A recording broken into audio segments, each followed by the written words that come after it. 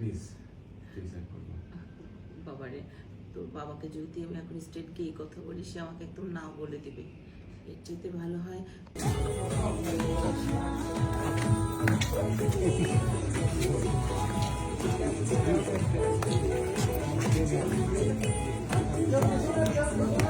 দূরে দূরে থাকো, দূরে থাকো। ওই যে গাছের ওখানে যাও, ওই যে ওখানে। Action action.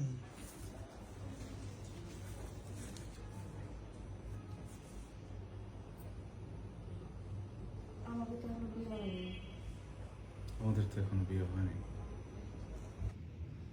তোমার জায়গা থেকে তুমি রাইট আছো, কিন্তু আমিও তো একজন বাবা। আমি কিভাবে আমার বাচ্চাটাকে ইগনোর করি বাবা? বাবা বাবা তাহার শরীরের অবস্থা খুবই খারাপ। আমি প্রত্যেকটা সেকেন্ড দৌড়াইতেছি যেন আমার বাচ্চাটা পৃথিবীতে আসে। অ্যাকশন। এটা তো আমি কালকে রাতেই বুঝছি। যাই হোক, এই ভাইয়া পাড়া খাবি? না, পাড়া কেমন, নিচে যায় নাস্তা কেমন? শাওন ভাই ডানে যান। বন্ধু কিছু মনে করিস না, ছোট ভাই তো। যাও রে। এই মাসি যাই এরকম করে শালার পুত। কই? মাসি একটা আমার নাকের গোড়া তাই পারবা।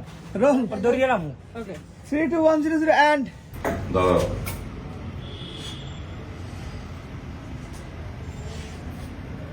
হ্যালো। আচ্ছা, এই তোদের এলাকায় ওই যে রহমান মিয়া নামে কাউকে চিনিস না? স্যার ওই তিনজন আছে, কার কথা বলছেন? ওই যে ওই কোথায় যেন বাড়ি, মধুপুর বাড়ি। আর ইয়ে মেয়ে আছে একটা, নাম হচ্ছে, এই নাম কি? কান্না। ও হ্যাঁ স্যার, বাড়ি আছে 3-4 জন, মোটামুটি ভালো পরিবার। তারা তো স্যার মধুপুরে রাজনীতি করে, পলিটিক্যাল হোল্ড আছে। কার আন্ডারে? স্যার রকি ভাই না। আচ্ছা ঠিক আছে, রাখ। এই বোঝা গেছে নাকি এটা নামানোতে? না বলো না, চল নামানো থেকে বলে অ্যাকশন। আচ্ছা ঠিক আছে, রাখ।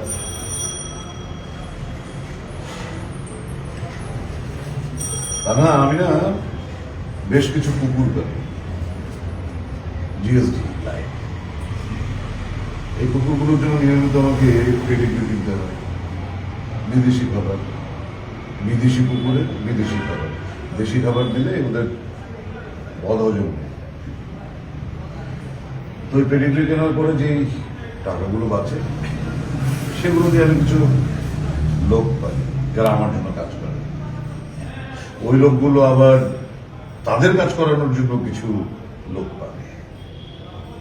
আমি শুনলাম ওই যে রহমান মিয়া, তোমার বাবা, ওই লোকগুলোর সাথে কাজ করে।